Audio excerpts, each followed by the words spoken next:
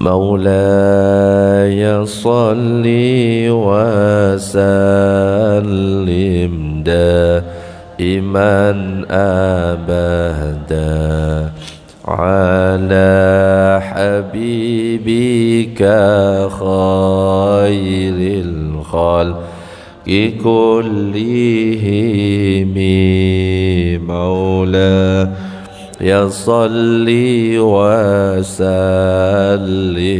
دائما أبدا على حبيبك خير الخلق كلهم هو الحبيب الذي ترجى شفاعته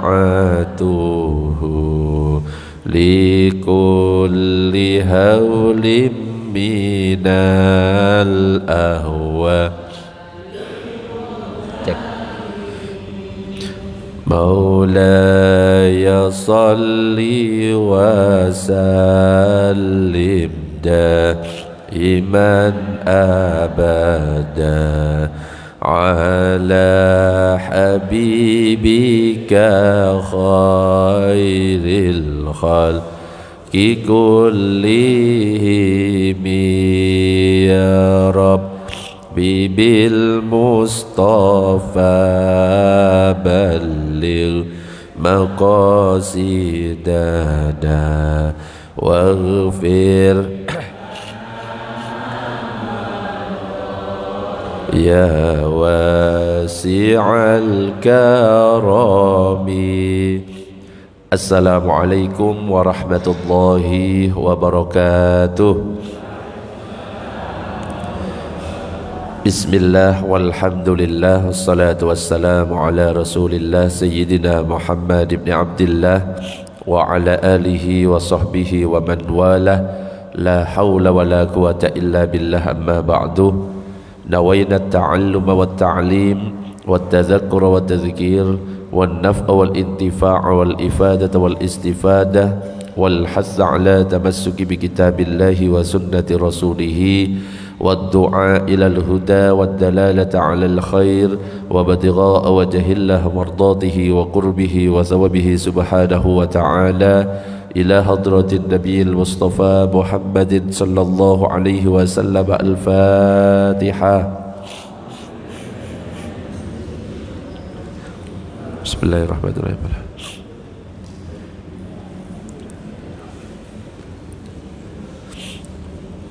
Para jamaah, Bapak Ibu yang dirahmati oleh Allah, alhamdulillah pada kesempatan pagi ini kita masih diberikan kesehatan oleh Allah, masih diberikan kesempatan untuk bisa melaksanakan salah satu kewajiban kita, yaitu sholat subuh. Dan kita bersyukur karena kita bisa melaksanakan dengan cara berjamaah. Mudah-mudahan kita istiqomah, amin ya rabbal alamin. Para jamaah, Bapak Ibu yang dirahmati oleh Allah, pada kesempatan pagi ini yang akan kita bahas adalah tentang syarat wajib sholat. Dan syarat wajib sholat itu hanya satu, yaitu mukallaf, di mana nanti kriteria dari mukallaf itu akan disebutkan poin-poinnya. Dan kalau salah satunya tidak terpenuhi, maka nanti tidak akan disebut sebagai mukallaf. Di mana kalau kita dikategorikan sebagai mukallaf itu jika terpenuhi 4 hal. Yang pertama adalah baligh, yang kedua adalah berakal, yang ketiga adalah sampai kepadanya dakwah Islam, dan yang keempat adalah selamat pendengaran atau penglihatan. Jadi kalau 4 ini terpenuhi, maka orang itu termasuk mukallaf dan baginya ada beban kewajiban, baik sholat, puasa, atau kewajiban-kewajiban yang lain. Jika salah satu tidak terpenuhi, misalkan ada anak atau orang yang sudah balik, sudah sampai dakwah kepadanya, selamat pendengaran atau penglihatan, maksudnya tidak buta atau tidak tuli, tetapi dia tidak berakal alias gila, maka tidak ada kewajiban atas dia, tidak ada kewajiban sholat atas dia, tidak ada kewajiban puasa atas dia, karena ada satu yang tidak terpenuhi, yaitu dia tidak berakal. Atau salah satu yang lainnya, ada orang berakal sampai kepadanya dakwah, selamat pendengaran atau penglihatan, tapi dia belum balik, usianya masih 7 tahun, berarti belum ada beban kewajiban kepada dia. Atau sebaliknya lagi, dia sudah balik, dia sudah berakal, selamat pendengaran atau penglihatannya, tetapi tidak ada dakwah Islam sampai kepada dia, maka dia tidak ada beban kewajiban. Begitu juga seterusnya. Makanya ini nanti akan kita bahas satu persatu. Yang pertama adalah tentang balik. Dalam hadis itu disebutkan, rufi'al qalamu an thalathatin, kewajiban itu diangkat atau tidak berlaku bagi 3 orang. Anin naimi hatta yastayqidha, orang yang tidur hingga dia terbangun. Wa anis sabiyyi hatta yahtalima, anak kecil hingga dia balik. Wa anil majnuni hatta yaqilah, dan orang gila hingga sadar. Dan poin kita yang akan kita bahas adalah anis sabiyyi hatta yahtalima, anak kecil hingga dia balik. Jadi kalau kita berbicara tentang balik, itu disebutkan sebenarnya, kalau kita pernah belajar kitab Safinatun Najah tentang tanda-tanda balik, di antaranya adalah alamatul bulughi salasun, tanda balik itu ada 3, dan ini wajib kita ketahui, apalagi kita punya anak laki-laki ataupun perempuan, sehingga kita bisa membimbing, ngasih tahu kepada anak-anak kita. Yang pertama adalah tamamu 15 sanatan fi dzakari wal unsa, telah sempurna berumur 15 tahun bagi laki-laki maupun perempuan. Jadi kalau ada anak laki-laki atau perempuan sampai usia 9 tahun, 10 tahun, 11 tahun, 12 tahun, sampai 20 tahun tidak pernah mengalami haid atau tidak pernah mengalami mimpi basah, maka ketika sudah sampai 15 tahun meskipun tidak pernah mimpi basah atau tidak haid, kalau sudah sampai 15 tahun sudah dinyatakan balik. Itu yang pertama. Jadi batasnya kalau sudah 15 tahun, meskipun anak itu belum haid, meskipun anak itu belum pernah keluar mani atau mimpi basah, kalau sudah 15 tahun dia dinyatakan balik. Yang kedua, wal ihtilamu fi dzakari wal unsa litis'i sinin, bermimpi bagi laki-laki maupun perempuan karena telah berumur 9 tahun. Ada laki-laki atau perempuan usianya 10 tahun, 11 tahun, terus dia mimpi basah, maka dia dinyatakan balik. Kenapa? Batas minimalnya adalah 9 tahun. Jadi batas minimal 9, batas maksimal dinyatakan balik 15. Begitu juga bagi perempuan, wal haidu fil unsa litis'i sinin, haid bagi perempuan karena berumur 9 tahun. Jadi kalau misalkan ada anak perempuan keluar darah tapi usianya belum sampai 9 tahun, usianya masih 7 tahun, maka dia belum dikatakan haid. Kenapa? Batas minimal seseorang dikatakan haid itu ketika usianya 9 tahun. Ibu-ibu jelas sampai di sini? Contoh, ini kayaknya ibu-ibu sudah mulai agak bingung. Kalau nggak dikasih contoh tambah bingung. Misalkan gini, ada wanita usia 6 tahun, ibu-ibu dan bapak-bapak ini. Kemudian wanita itu keluar darah. Pertanyaannya, anak itu haid atau tidak? Halo? Dijawab yang kompak. Haid atau tidak? Haid atau tidak? Kenapa kok tidak? Belum sampai 9 tahun. Ada wanita usia 10 tahun keluar darah 5 jam. Usia 10 tahun keluar darah 5 jam. Haid atau tidak? Haid atau tidak? Kenapa kok haid? 9 tahun. Tidak seperti itu. Memang usia minimal 9 tahun, tapi minimal keluar darahnya minimal 1 hari 1 malam alias 24 jam. Tadi saya bilang berapa? 5 jam. Haid atau tidak? Tidak. Karena minimal darah haid 24 jam. Jadi kalau nggak sampai 24 jam, cuma 5 jam, meskipun usianya 9 tahun, belum dikatakan haid. Jadi minimal masa haid 24 jam. Standarnya umumnya wanita 6 hari atau 7 hari, paling lamanya masa haid 15 hari. Jadi kalau nggak sampai 1 hari atau 24 jam tidak dinyatakan haid. Oke, masih salah ya. Pertanyaan pertama, pertanyaan kedua masih belum benar. Coba diulangi lagi. Ada perempuan usianya 9 tahun, keluar darah 12 jam.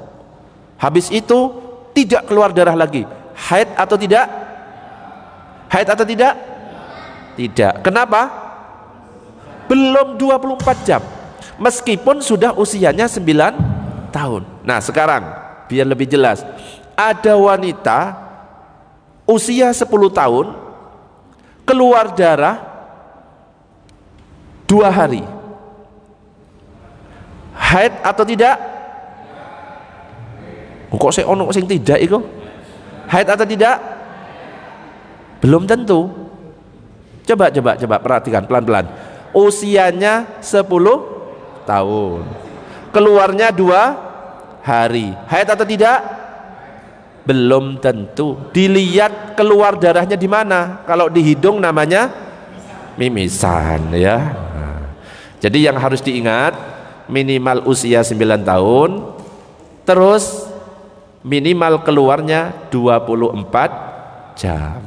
Jadi kalau sudah usia 20 tahun kok keluar darahnya 4 hari, 5 hari, berarti itu sudah masuk kriteria haid. Jadi ini 3 tanda balik, baik laki-laki ataupun perempuan.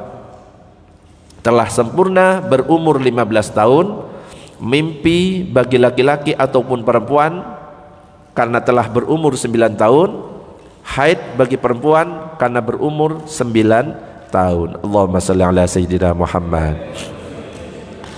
Tetapi meskipun seorang anak belum balik, tapi bagi kedua orang tua ada kewajiban untuk dia memerintahkan kepada anak yang belum balik ketika anaknya itu sudah berusia 7 tahun. Memang anak yang 7 tahun itu usia tamyiz. Tamyiz itu sudah pinter, ngerti mana yang baik, mana yang buruk. Jadi disunnahkannya kita membawa anak ke masjid ketika anak itu usianya 7 tahun. Kenapa? Dia sudah pinter, ngerti bahwa lari-lari di dalam masjid itu bisa mengganggu. Usia 7 tahun, perintahkan anak itu untuk sholat, latihan ke masjid supaya nanti saat usia balik dia sudah terbiasa. Tapi ingat, bukan berarti kalau usia di bawah 7 tahun lantas kita nggak boleh bawa anak. Boleh, dengan syarat mendampinginya. Supaya apa? Gak lari-lari waktu jamaah lagi sholat, lari-lari. Kira-kira grundel nggak jamaah? Grundel. Ditegur sama takmir, yang disalahkan nanti takmirnya pasti. Makanya kalau memang kita bawa anak usia di bawah 7 tahun, dampingi. Orang tua harus ikut ke masjid, dampingi anak supaya tidak mengganggu yang lain. Tapi kalau sudah faham anaknya usia 7 tahun, perintahkan. Makanya dalam hadis itu dikatakan muru abna'akum bis sholati li sab'i sinin wadribuhum 'alaiha li 10 sinin. Perintahkanlah anak-anak kalian untuk melaksanakan sholat ketika berusia 7 tahun. Pukullah mereka karena ketika berusia 10 tahun. Bukan dipukul untuk menyakiti. Jangan sampai memukul wajah dan lain sebagainya. Mukulnya itu hanya untuk pendidikan alias bimbing anak supaya mereka mau sholat. Allahumma sholli ala sayyidina Muhammad. Itu kriteria mukallaf yang pertama, yaitu balik. Sebelum masuk ke yang kedua, sampai di sini ada yang mau ditanyakan? Monggo Bapak Ibu kalau ada pertanyaan. Ada? Belum? Tumben belum ya. Oke, Allahumma shalli ala Sayyidina Muhammad. Yang kedua adalah berakal. Masih dalam hadis yang sama, rufi'al qalamu an salasatin, bahwa kewajiban diangkat atau tidak berlaku bagi 3, dan salah satunya wa anil majnuni hatta yaqilah, orang gila hingga dia sadar. Jadi orang gila itu tidak ada beban kewajiban baginya. Seandainya dia enggak sholat, dosa atau tidak? Tidak puasa, dosa apa tidak? Tidak.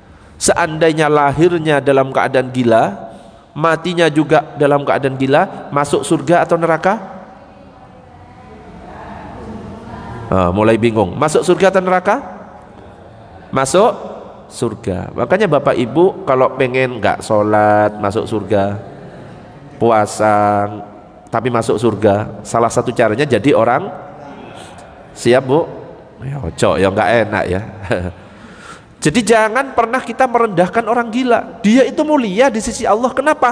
Dia gak ada dosa. Makanya kalau misalkan orang itu gila, gak ada beban kewajiban, dia gak sholat, aman. Dia gak puasa juga aman, gak berdosa. Nah sekarang ada pembahasan seperti ini. Dalam kitab Al-Majmu' dikatakan, man zala aqluhu bisababin ghairi muharramin, siapa yang hilang akalnya karena sebab yang tidak haram, seperti orang yang gila, pingsan, hilang akal karena sakit, atau karena minum obat karena kebutuhan, atau dipaksa minum minuman memabukkan hingga hilang akalnya, fala sholata alaih, maka tidak ada kewajiban sholat atasnya.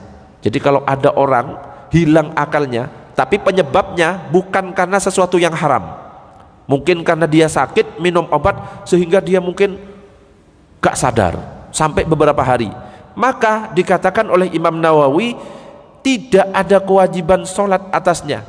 Wa idza afaqa fala qada'a alaihi bila khilafin lil hadis, dan ketika dia sadar kembali tidak ada kewajiban qada atasnya tanpa ada perbedaan pendapat berdasarkan hadis. Jadi kalau memang dia hilang akalnya karena memang uzur syar'i, bukan karena penyebab yang haram. Beda kalau kita mabuk-mabukan, minuman keras, hilang akalnya, itu penyebabnya penyebab yang haram, maka ketika dia sadar wajib qadha kewajibannya. Tapi kalau penyebabnya karena sakit atau karena yang tadi saya contohkan, kemudian dia pingsan tidak sadar, gak ada kewajiban sholat, dan kata Imam Nawawi tidak perlu diqadha ya, karena uzurnya adalah syar'i. Sawa'un qalla zamanul junun wal ighma'i am kasur, baik waktu hilangnya akal itu sebentar maupun lama.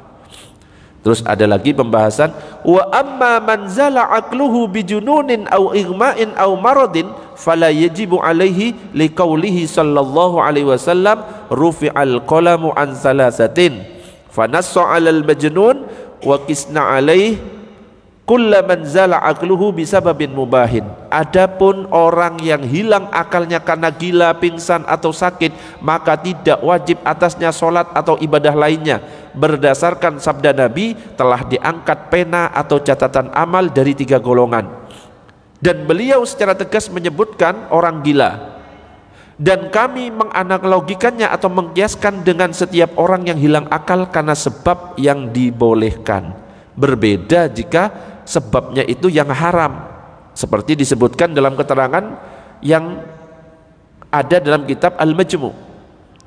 Wa in zala aqluhu bimaharramin, jika akal hilang karena sebab yang haram, kaman syaribal muskir au tanawala dawaan min ghairi hajatin fazala aqluhu, seperti minum yang memabukkan atau makan obat tanpa hajat kemudian hilang akalnya, wajib alaihil qadha idza afaqa, maka wajib atasnya qadha ketika sadar, karena akalnya hilang itu sebab yang haram dan tidak gugur darinya sesuatu yang tadi disebutkan. Jadi kalau hilang akal karena bukan perkara yang haram, seperti sakit karena dia minum obat kemudian tidak sadarkan diri, akalnya hilang, tidak ada kewajiban sholat, ketika sadar tidak wajib qadha. Tetapi kalau penyebabnya adalah dia itu hilang akal karena yang haram, maka dia tetap ada kewajiban, dan ketika dia tidak sadar wajib diqadha kewajiban-kewajiban yang ditinggalkan. Itu yang disebutkan oleh Al-Imam An-Nawawi dalam kitab Al-Majmu' Syarhul Muhazzab. Allahumma shalli ala sayyidina Muhammad. Sampai di sini ada pertanyaan? Tidak, termasuk orang untuk yang koma atau otak, itu termasuk di sini. Ya, itu karena sakit ya. Jadi berdasarkan ibarah tadi. Nah ini. Adapun orang yang hilang akalnya karena gila, pingsan atau sakit, maka tidak wajib atasnya sholat atau ibadah yang lain. Koma itu kan karena dia sakit, bukan karena disebabkan barang haram, bukan kan? Berarti selama dia koma tidak ada kewajiban. Tapi kalau misalkan cuma sakit biasa, meskipun dia sekarat, beda. Sedangkan akal masih berfungsi, tetap wajib atas dia sholat. Seperti pembahasan yang selanjutnya, sholat bagi yang sekarat. Jadi bukan berarti orang yang sekarat lalu bebas atau gugur dari kewajiban-kewajiban. Meskipun kita sakit, wajib bagi kita sholat. Sholatnya gimana? Semampunya. Makanya ada hadis yang berbunyi sholli qa'iman, sholatlah kamu dengan berdiri. Fa illam tastati fa qa'idan, kalau kamu tidak mampu dengan duduk. Fa illam tastati fa ala jambin, kalau gak mampu dengan cara berbaring. Kalau gak mampu telentang, kalau gak mampu semampunya, isyarat dan lain sebagainya, selama akal masih berfungsi. Nah kalau akal sudah gak berfungsi, sudah tidak ada ya, kalau enggak dia mati, ya gila dan lain sebagainya, sudah enggak ada kewajiban lagi. Makanya ini dikatakan di sini wala tasqutu anhu shalah. Qala al-a'immatu tsalatsah inna fardhas sholati la yasqutu 'anil mukallaf ma dama aqluhu sabitan walau bi ijra'is sholati 'ala qalbihi. Wa qala al-imam Abu Hanifah inna man ayana al-mauta wa ajaza 'anil ima'i bi ra'sihi saqata anhul fardu. Tidak gugur darinya dan tidak gugur darinya sholat. Dan berkata tiga imam mazhab, sesungguhnya kewajiban sholat tidak gugur dari mukallaf selama akal masih tetap, meskipun dengan melaksanakan sholat di hati. Kalau Abu Hanifah berkata siapa yang sekarat dan tidak bisa isyarat dengan kepala, gugur kefarduannya. Ini Imam Abu Hanifah. Tapi kalau tiga imam mazhab mengatakan selama masih akal berfungsi, silahkan sholat semampunya, meskipun hanya membayangkan dengan hati dan lain sebagainya. Ini saking wajibnya sholat. Allahumma shalli ala sayyidina Muhammad. Monggo, ada pertanyaan yang lain? Monggo. Kasusnya seperti ini Pak. Umpamanya dia seorang yang sudah pakai ventilator dia sakit stroke, terus dia sudah pakai ventilator, memacu jantung dan lain sebagainya. Pada saat dokter sudah mengatakan ini sadar apa enggak, kemudian pada saat kita coba pegang, kita gigit kakinya, dia masih bergerak, masih tidak gitu. Kemudian pada saat kita bisiki di telinganya, dari matanya masih kelihatan dia bergerak. Itu kita menurut analisa dokter atau dia orangnya ini masih sadar. Karena kalau menurut dokter ini sudah tidak sadar. Karena saya berpikir bahwa orang ini memang tidak bisa diselamatkan. Jadi dokternya berpikir mendoktrin kita supaya bisa dicabut kayak apa, karena ini tidak mungkin selamat. Tapi dari pihak keluarga belum berkeyakinan dia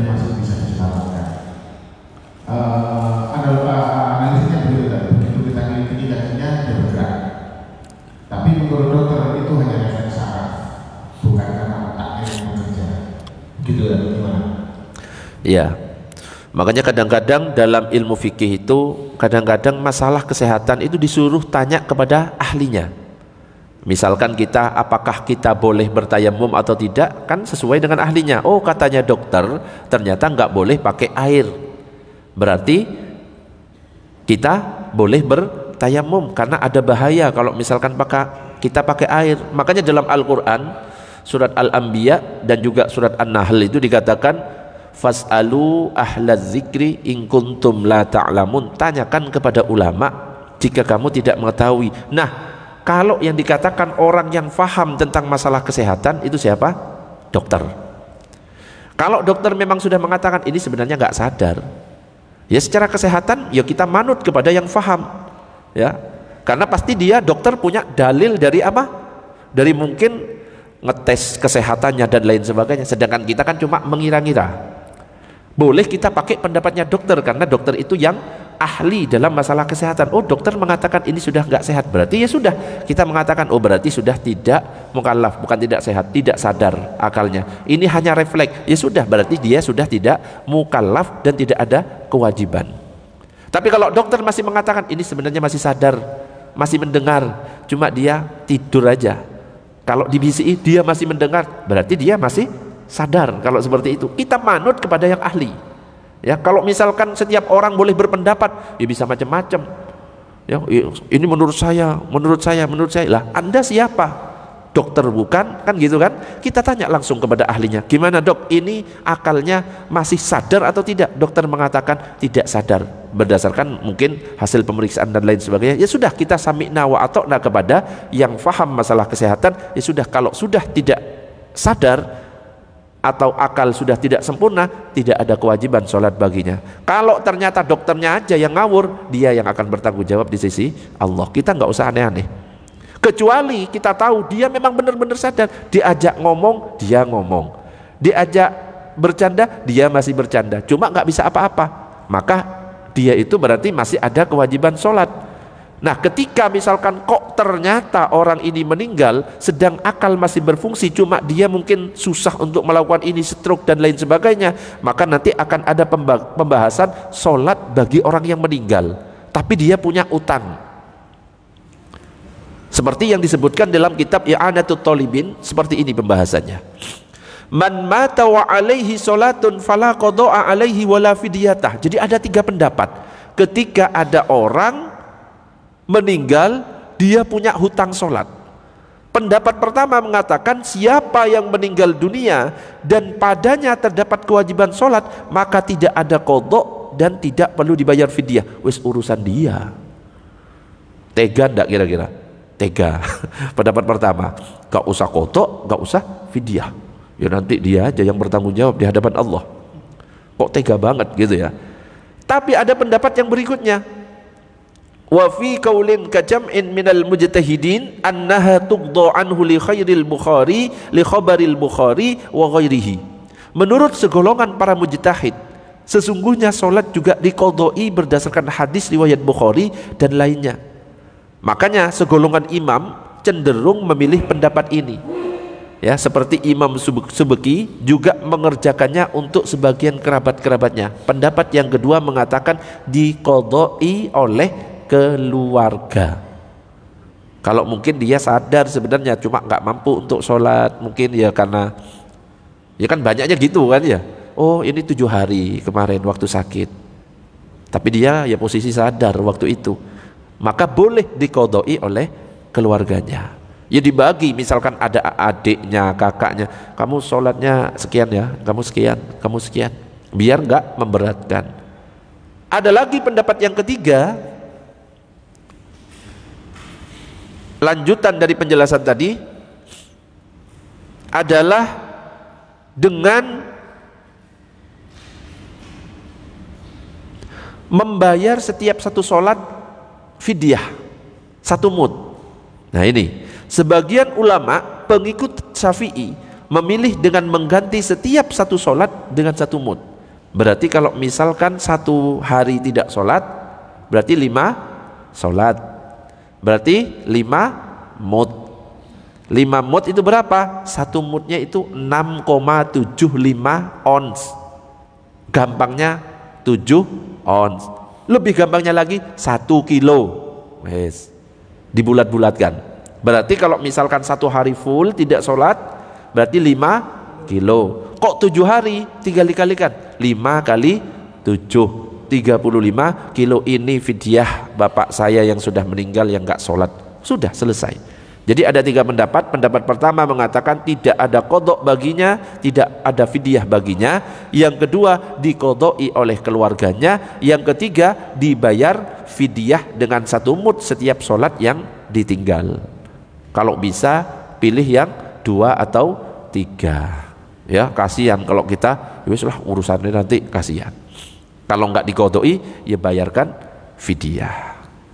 Allahumma shalli ala sayyidina Muhammad. Monggo, ada pertanyaan? Silakan. Ada pertanyaan? Halo? Lanjut?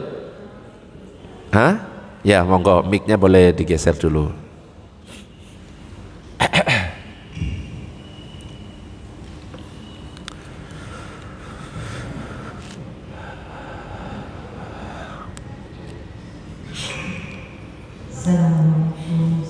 Waalaikumsalam warahmatullahi wabarakatuh.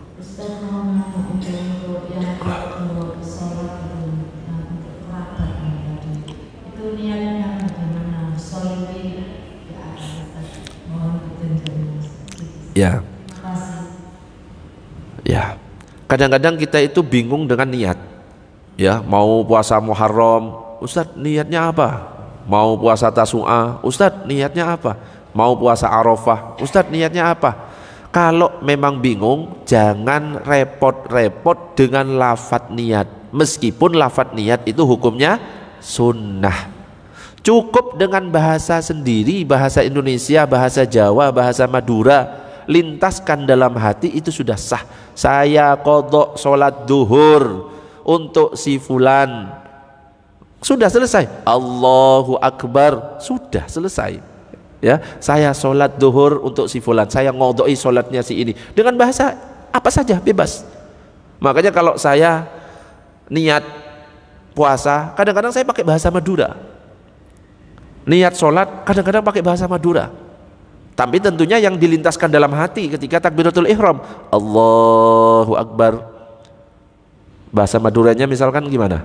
Saya sholat fardhu duhur 4 rakaat karena Allah. Gimana?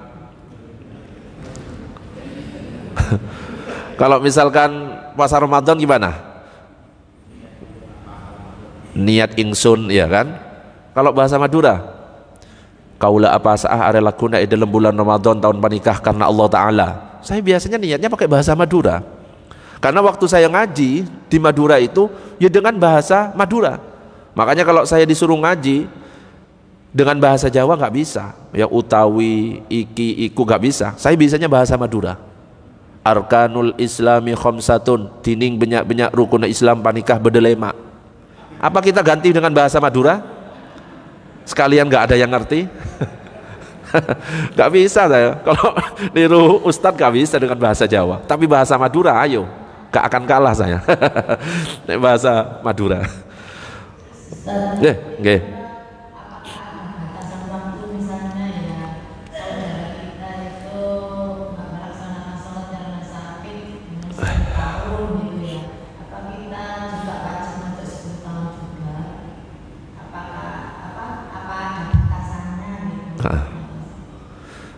Tidak ada batasannya. Mengqadai ya mengqadai sesuai dengan sholat yang ditinggal. Kalau sakitnya 10 tahun ya lumayan ya ngodok 10 tahun. Ya lebih baik jadi anak tunggal kayak saya aja ya. Ya 10 tahun sama ketika kita misalkan ninggalkan sholat.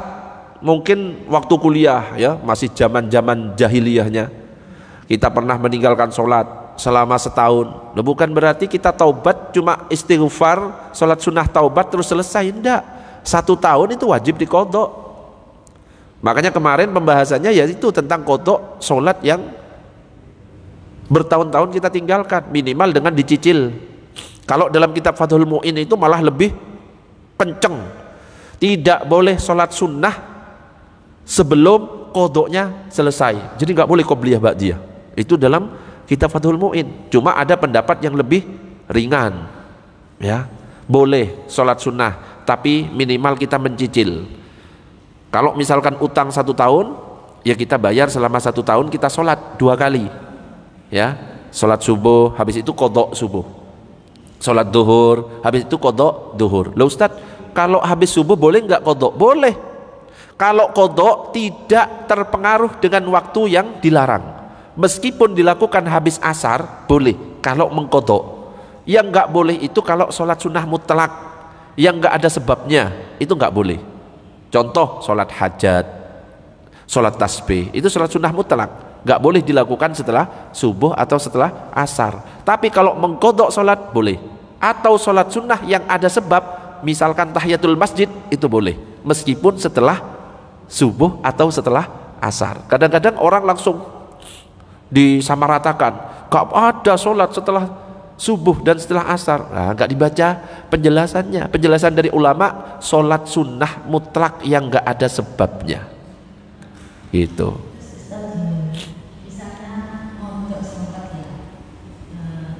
Kita punya hutang subuh gitu, terus habis sholat subuh kita motor, bolehkah kita itu motor subuhnya itu berapa hari, misalnya 2 kali subuh gitu, boleh apa hanya 1 kali saja bilangnya?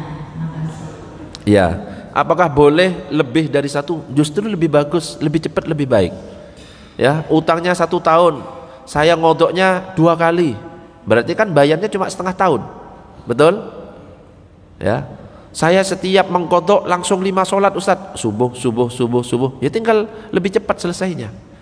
Dan kalau kita sudah ada niat mengqadha kok di tengah perjalanan meninggal dunia, ya insya Allah karena niat untuk mengqadha, insya Allah ya sudah diampuni oleh Allah. Innamal a'malu bin niat wa innamal likulli imri'in ma nawa. Daripada enggak ada niat, belas niat sama sekali untuk mengqadha sholat. Termasuk qadha untuk rapat. Oh kerabat. Tak kira. Ya, termasuk sudah niat untuk mengqadha kerabat. Ya boleh dengan cara yang ketiga itu ya. Misalkan capek untuk mengqadha dengan cara membayar fidyah. Waduh, utangnya wakeh iki 2 minggu iki capek, saya tak bayarkan fidyah aja. Yang penting minimal ada yang kita lakukan untuk keluarga kita yang meninggalkan sholat, daripada pakai pendapat pertama. Ya nggak salah, cuma saran saya saja, daripada wis biarkan aja, kan kasihan ya gitu.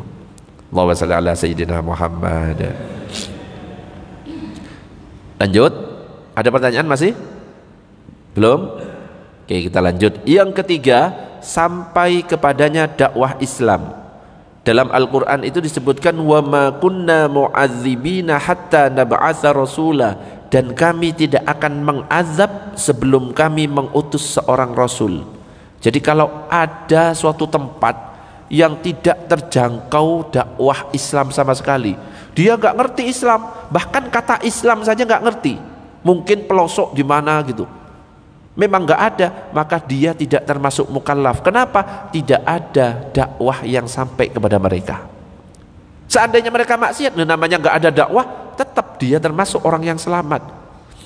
Makanya bapak dan ibunya Nabi, kalau dalam akidah kita, akidah ahli sunnah wal jamaah, gak boleh kita mengatakan bapak ibu Nabi di neraka. Itu pendapat sebelah. Ya, bapak ibu Nabi di mana? Di surga, selamat. Kenapa? Karena pada waktu itu masih dalam posisi kekosongan utusan, gak ada Nabi dan Rasul pada waktu itu. Sedangkan dalam Al-Quran jelas mengatakan wa ma kunna mu'adzibina hatta nab'atsa rasula, dan kami tidak mengazab sebelum kami mengutus seorang Rasul. Antara Nabi Isa dan Nabi Muhammad itu berapa ratus tahun itu, dan itu masa kekosongan.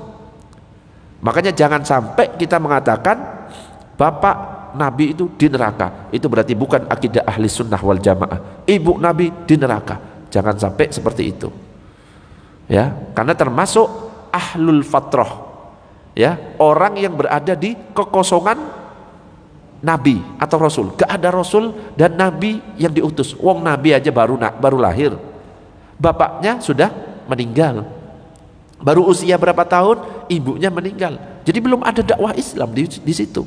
Kalaupun kita tanya dakwahnya Nabi Isa, itu sudah 500-an tahun, berapa ratus tahun gitu lah. Jadi itu sudah banyak yang sudah tercampur dan lain sebagainya. Ya, jadi kalau misalkan akidah kita ahli sunnah wal jamaah mengatakan bapak dan ibu Nabi adalah termasuk orang yang selamat, dan itu yang harus kita pegang. Makanya di sini dikatakan Syekh Dr. Wahbah Zuhaili dalam kitab tafsir beliau Tafsir Al-Munir menjelaskan bahwa ahlul fatrah, orang-orang yang hidup pada masa terputusnya keberadaan Rasul, yang tidak sampai risalah agama Allah kepada mereka dan mati dalam keadaan belum tersentuh oleh dakwah, maka mereka termasuk orang-orang jahiliyah. Begitu juga orang-orang yang belum pernah mendengar ajaran Islam di zaman kita saat ini, mereka semua adalah orang yang selamat, yang termasuk penghuni surga. Imam Ghazali mengatakan seperti ini. Yang pertama, orang-orang yang belum sampai dakwah kepada mereka dan belum pernah mendengar ajaran Islam sama sekali, maka mereka masuk surga. Ada nggak kira-kira daerah di Indonesia? Ada nggak kira-kira? Daerah mana itu? Ya kalau memang ada ya itu termasuk.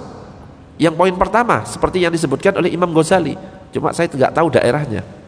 Kalau yang biasanya pakai koteka itu kira-kira masuk nggak dakwah Islam itu? Ya wallahu a'lam ya, kita nggak tahu. Yang kedua, orang-orang yang sudah sampai dakwah kepada mereka, dakwah nyampe,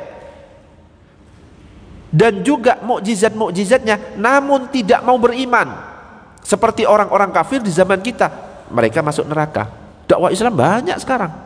Di YouTube banyak, di masjid-masjid ustadz berdakwah, mereka juga mendengar, cuma mereka menolak, tidak beriman, neraka, karena ada dakwah Islam.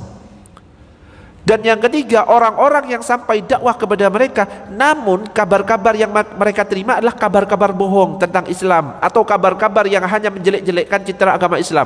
Dia gak ngerti apa-apa, cuma diomong Islam ini ngene, Islam ini ngene, kerjanya ngebom dan lain sebagainya. Dia orangnya awam, gak paham.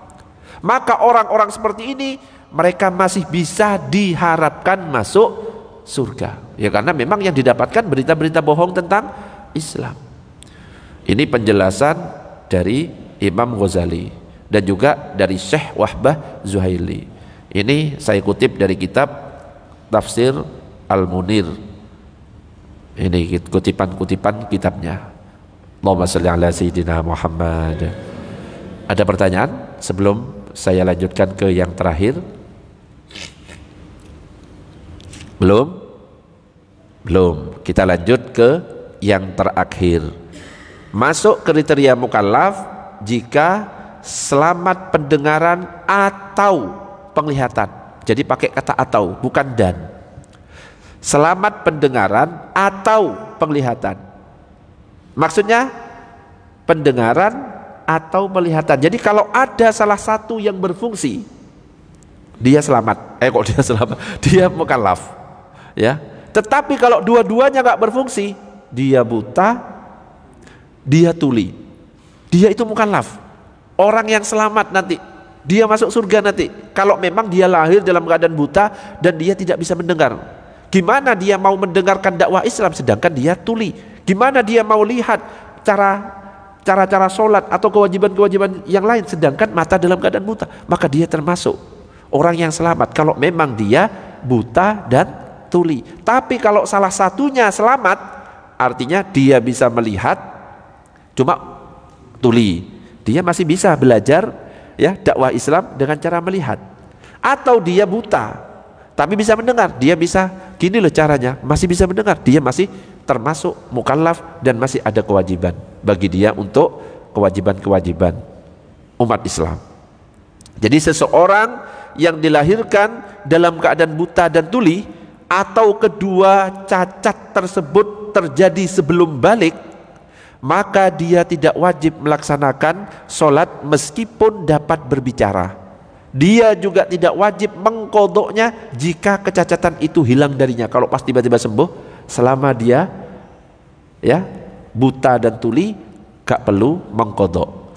Karena informasi tentang kewajiban ibadah dan tata caranya hanya dapat diketahui melalui indera mata dan telinga. Sehingga jika keduanya tidak berfungsi, maka mustahil seseorang itu dapat melakukan sebuah perintah atau meninggalkan sebuah larangan syariat. Allahumma shalli ala sayyidina Muhammad. Terakhir, kadang-kadang ada yang bertanya, Ustadz, apakah boleh anak kecil menjadi imam? Anak kecil yang belum balik jadi imam boleh apa enggak? Nah, ini ternyata sudah dibahas oleh Imam Syafi'i dalam kitab Al-Um. Jadi Imam Syafi'i itu berkata, bila bocah yang belum balik namun dia telah mengerti tentang tata cara sholat, tahu bacaan-bacaannya, ya, maka boleh menjadi imam sholat. Yang penting dia ngerti, kalau seandainya batal dia harus kemana, kalau seandainya sholat dia harus baca apa. Jadi rukun-rukunnya, syarat-syaratnya dia faham semuanya, maka anak kecil meskipun dia belum balik boleh menjadi imam. Tapi kalau disuruh milih lebih baik mana, ya tetap lebih baik yang sudah balik, yang sudah dewasa. Ini cuma kalau ada pertanyaan, boleh enggak sih anak kecil menjadi imam sholat? Boleh dengan ketentuan-ketentuan yang tadi saya sampaikan. Allahumma shalli ala sayyidina Muhammad. Sampai di sini ada pertanyaan? Ini 4 kriteria mukallaf. Silakan kalau ada pertanyaan.